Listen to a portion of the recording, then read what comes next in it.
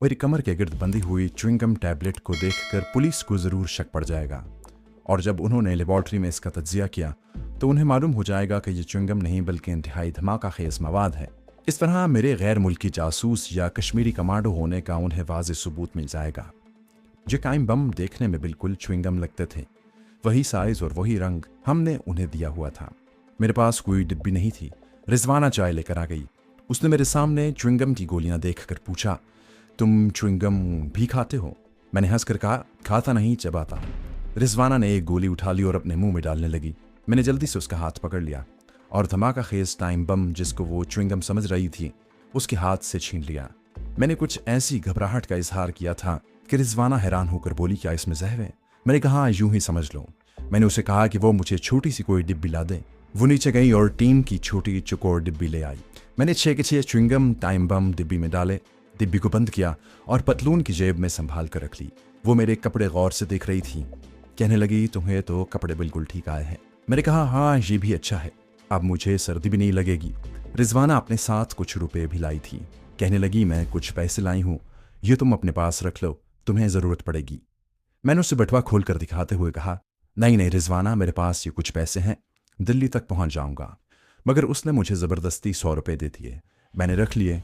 चाय पीने के बाद मैं जाने लगा तो रिजवाना ने मेरा हाथ अपने हाथ में लिया और कहने लगी, तुमसे बड़ी थोड़ी देर की मुलाकात रही है, लेकिन मुझे ऐसा लगता है जैसे मैं एक मुद्दत से तुम्हें जानती हूँ।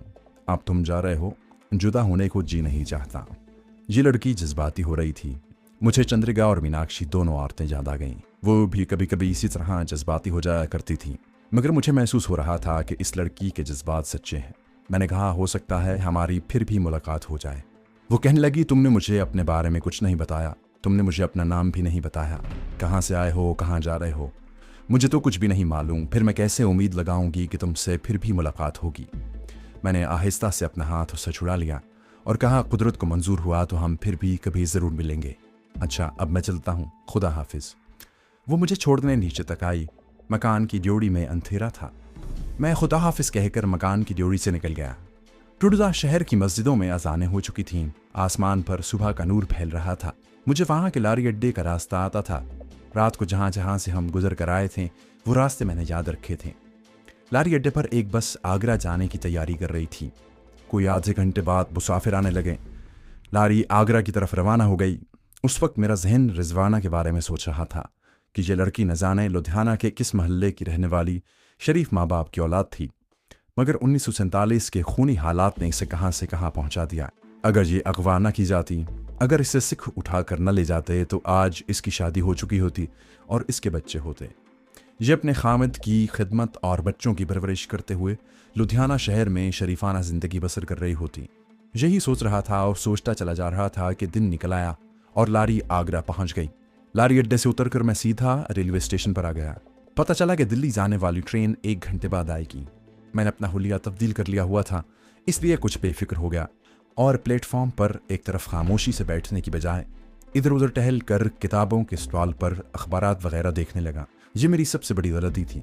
कमांडो स्पाई को कभी और किसी भी वक्त दुश्मन के मुल्क में गाफिल नहीं होना चाहिए। वो चाहे जिस हुलिये में हो, दुश्मन मुल्क में किसी भी जगह किसी भी वक्त पकड़ा जा सकता था। मैं स्टॉल पर एक उर्दू अखबार की सुर्खियां देख रहा था। मैंने देखा कि एक आदमी बिल्कुल मेरे सामने आकर खड़ा हो गया है और वो दूसरा अखबार देखने की बजाय मेरी तरफ झुककर मेरे अखबार को पढ़ने की कोशिश कर रहा है। पहले तो मैं वैसे ही खड़ा रहा, लेकिन जब वो आदमी पीछे ना हटा तो मैंने अखबार स्टॉल छोड़ दिया और खुद परे हट गया। उस आदमी ने मुस्कुरा कर मेरी तरफ देखा और कहा, भाई साहब, आपके पास माचिस होगी? इस दौरान उस आदमी ने जेब से सिगरेट निकाल कर उसे उंगलियों से सीधा करके मुंह में दबा लिया। मैंने कहा, नहीं भाई साहब, मैं सिगरेट नहीं पीता। वो सिगरेट मुंह से हटाते हुए बोला, भाई साहब, आप मुझे इधर के रहने वाले नहीं लगते। क्या आप पंजाब से आए हैं? उस आदमी का हुलिया ये था कि जिस्म दुबला पतला था, उम्र 50 के करीब होगी। खशफशी दाढ़ी में सफ़ेदी आ रही थी, सर पर जिनाह कैप थी, बदन पर पुराना सा गर्म कोट और नीचे पाजामा पहना हुआ था। मौसम सर्द था, जिसकी वजह से उसने तमीज़ के सारे बटन गले तक बंद किए हुए थे। मुझे उस आदमी पर शक हुआ। मैं एकदम मोहतात हो गया। मैंने कहा, जी हाँ। पंजाब में किस शहर से आए हैं? आपका लहजा जालंधरियों वाला नहीं है। क्या आप अमृतसर से आए हैं? मैंने यूं ही कह दिया, जी हाँ, और वहाँ से हटकर एक तरफ चल पड़ा। उस वक्त मुझे एहसास हुआ कि मुझे यूं आज़ादी से प्लेटफॉर्म पर घूमना फिरना नहीं चाहिए था। यह आदमी यकीनन CID का आदमी था। उसे किसी तरह मुझ पर शक पड़ गया था कि मैं कोई मशकूक आदमी हूँ। मैं टी स्टॉल के काउंटर पर आ गया, चाय का गिलास बनवाया और कोने में दीवार के साथ लगकर चाय पीने लगा और बुक की तरफ देखने लगा। वो आदमी वहाँ नजर न आया। मैंने खुदा का शुक्र अदा किया कि इस मुसीबत से पीछा छूटा। सर्दी वाकई काफ़ी थी। गर्म गर्म चाय ने मेरे बदन को गर्म किया। उस वक्त मेरा जी सिगरेट पीने को बहुत चाहा। सिगरेट वाला खोखा करीबी था। मैंने वहाँ जाकर एक सिगरेट खरीदा और वहीं एक तरफ खड़े होकर सिगरेट पीने लगा। इतने में किसी ने पीछे से मुझे कहा, भाई साहब, आप तो कहते थे कि मैं सिगरेट नहीं पीता। मैंने चौंक कर पीछे देखा। वही आदमी मेरे पीछे खड़ा मेरी तरफ देखकर मुस्कुरा रहा था। उसके हाथ में भी ये सिगरेट था जो सुलग रहा था। मैंने अपने सिगरेट की राख उड़ाते हुए कहा, जी हाँ, कभी कभी पी लेता हूँ। वो आदमी मेरे करीब हो गया। मुझे उसकी छोटी छोटी आंखें साफ नजर आ रही थीं। उसने अपनी आंखें मुझ पर जमाई हुई थीं। कहने लगा, भाई साहब, आप मुझे अमृतसर के भी नहीं लगते। कहीं आप लाहौर के रहने वाले तो नहीं? उसके मुंह से लाहौर का नाम सुनकर मेरे जिस्म में एक सर्द लहर दौड़ गई। ये बात साबित होने लगी थी कि यह आदमी खुफिया पुलिस वाला है और इतनी आसानी से मेरी जान नहीं छोड़ेगा। वो तन्हा मकाम भी नहीं था। आगरा स्टेशन का प्लेटफॉर्म था। वहाँ काफ़ी लोग थे। एक तरफ मुझे पुलिस के सिपाही भी नजर आए। मैंने अपने हवास को काबू में रखा। मैंने सख्त लहजे में कहा, आप कौन होते हैं मेरे मामलात में दखल देने वाले? आपको किसने बताया कि मैं लाहौर का रहने वाला हूँ? जाइए अपना काम कीजिए। मैं ये कहकर वहाँ से दूसरी तरफ चला गया। मेरा रुख प्लेटफॉर्म के शुमाली सिरे की जानिब था।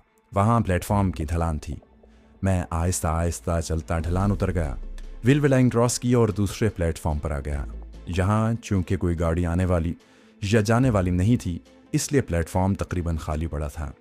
टी स्टॉल और बुक स्टॉल के खोखे भी बंद थे। मैं एक खाली बेंच पर बैठ गया। मेरी नज़रें प्लेटफॉर्म का जायजा ले रही थीं। सामने वाला प्लेटफॉर्म भी मुझे नजर आ रहा था। क्योंकि दो प्लेटफॉर्मों के दरमियान लाइन पर कोई गाड़ी नहीं थी। जहां वो आदमी पहले खड़ा था, अब वो वहां नहीं था। खुदा जाने कहाँ गया। असल में खतरे की घंटी बज चुकी थी। मुझे वहां से चले जाना चाहिए था, मगर मैं ज़रूरत से ज़्यादा खुद एतमादी का मुजाहरा करते हुए वहीं बेंच पर बैठा रहा। मेरी निगाह प्लेटफॉर्म के आखिरी हिस्से की तरफ गई, जहां से ढलान शुरू होती थी।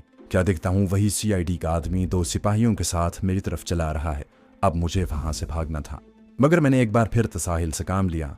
बेंच से ज़रूर उठा, मगर आहिस्ता आहिस्ता दूसरी तरफ चलने लगा। जैसे मैंने सिपाहियों को देखा ही नहीं। दूसरी तरफ नीचे रेल पटड़ी थी। मैं रेल की पटड़ी पर उतर गया। ज़रा आगे एक खाली डिब्बा खड़ा था। मैं उसमें चढ़ गया।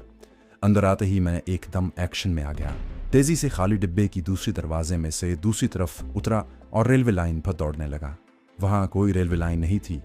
रेल की पटरियों का जाल बिछा हुआ था। मैं तेज़ी से नहीं दौड़ सकता था, फिर भी मैं अलांगता फलांगता जितनी जल्दी जितनी तेज़ भाग सकता था भाग रहा था। पीछे मुड़कर मैंने एक बार भी नहीं देखा। मुझे कुछ पता नहीं था कि आगे स्टेशन से बाहर निकलने को रास्ता है भी या नहीं। रेलवे यार्ड ख़त्म हुआ तो सामने एक जानिब दीवार आ गई। दीवार बहुत ऊंची थी। मैं दूसरी तरफ दौड़ पड़ा।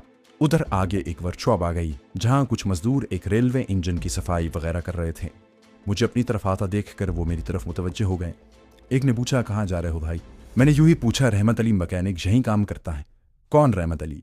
एक ने पूछा। मैंने पीछे मुड़कर कहा, मुझे CID वाला और दोनों सिपाही कहीं नजर ना आए। मैंने काम करने वाले मजदूरों या मिस्त्रियों से कहा, मेरा वाकिफ है, कहता था मैं यहीं काम करता हूँ, शायद उसने कोई दूसरी जगह बताई होगी।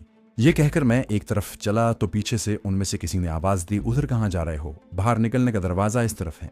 मैंने मुड़कर देखा, एक मिस्त्री सामने एक दरवाजे की तरफ इशारा कर रहा था। मैं जल्दी से दरवाजे की तरफ बढ़ा। ये छोटा सा दरवाज़ा था जो रेलवे यार्ड की दूसरी तरफ निकलता था। जैसे ही मैं उस दरवाजे से बाहर निकला, सामने वही CID वाला आदमी खड़ा था। इस दफ़ा उसके साथ 4 सिपाही खड़े थे, जिनमें से एक सिपाही के पास राइफल थी। उसने राइफल हाथ में थाम रखी थी। CID के आदमी ने इशारा किया। इशारा मिलते ही 3 सिपाही मेरी तरफ बढ़े और तीनों ने आने वाहिद में दोनों तरफ से मुझे पकड़ लिया। चौथे सिपाही ने मेरी तरफ राइफल रखी थी।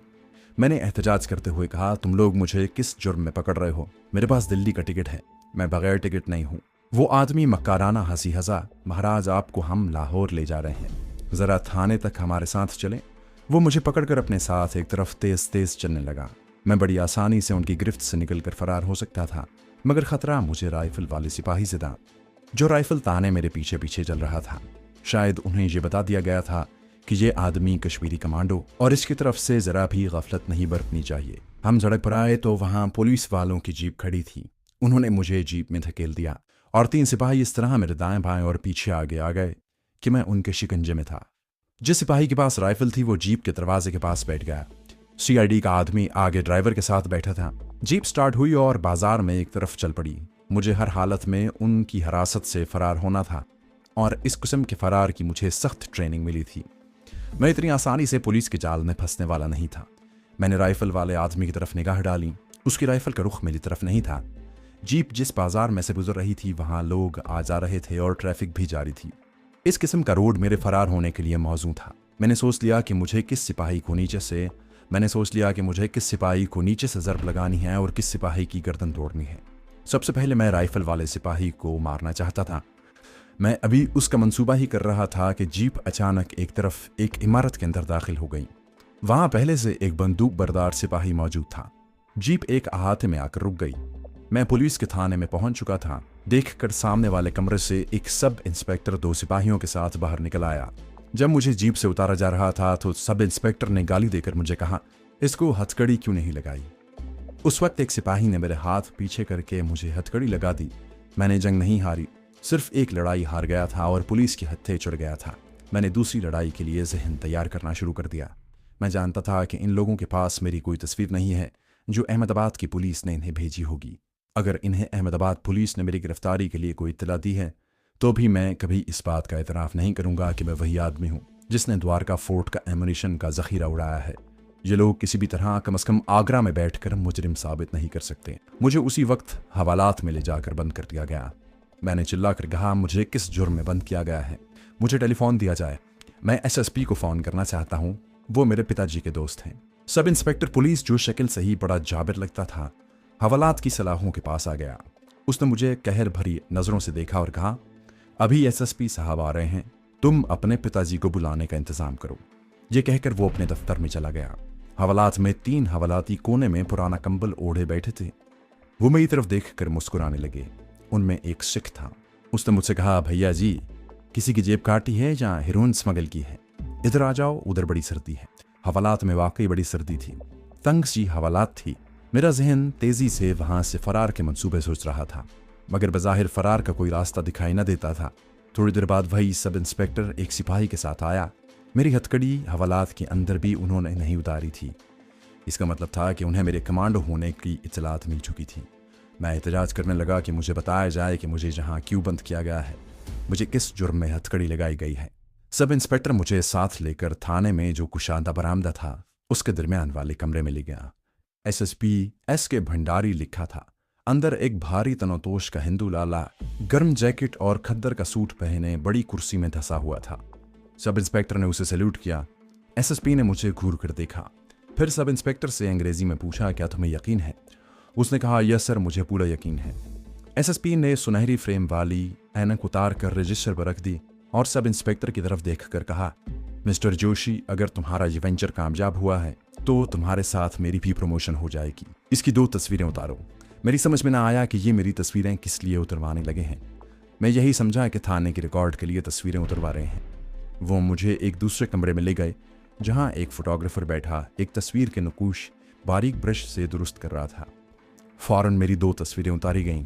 उसके बाद मुझे हवालात की बजाय एक कमरे में बंद कर दिया गया जिसको कोठड़ी कहना दुरुस्त होगा। उसमें कोई रोशनदान नहीं था, सिर्फ लोहे का दरवाज़ा था। मुझे अंदर धकेल कर दरवाजे को बाहर से ताला लगा दिया गया। कोठड़ी का नंगा फर्श सर्दी में और ज़्यादा ठंडा हो रहा था। वहाँ सिर्फ फर्श पर कोने में एक पुराना सा कंबल बिछा था।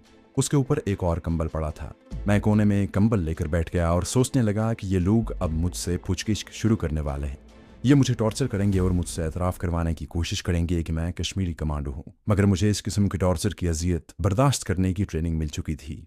मेरे ट्रेनिंग मास्टर ने मुझे टॉर्चर के शदीद से शदीद मरहलों में से गुजारा था और यह भी तरबियत दी थी कि जब अजियत हद से गुजर जाए तो मुझे अपने जिस्म को किस तरह सुन करके अपने ऊपर यकतरफा बेहोशी तारी कर लेनी है।